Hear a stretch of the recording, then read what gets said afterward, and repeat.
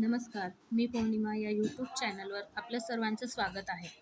आज आपण भरली गिलकी ही रेसिपी पाहणार आहोत. त्यासाठी मी इथे गिलके स्वच्छ धुवून 2-2 इंचाचे काप करून मध्ये कापले आहेत याप्रमाणे.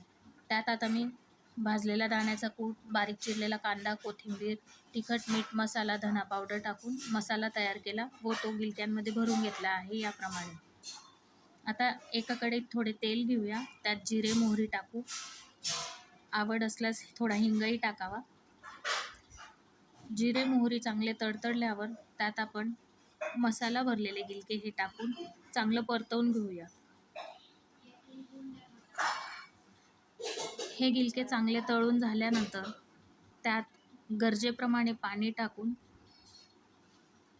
मऊ होईपर्यंत शिजवूया.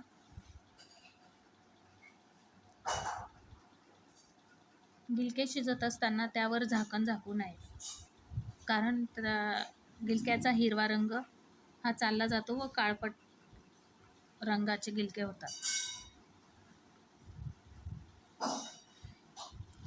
याप्रमाणे आपण पाणी टाकून शिजवूया. त्यानंतर 3-4 उकळ आल्यानंतर हे गिलके याप्रमाणे शिजतील.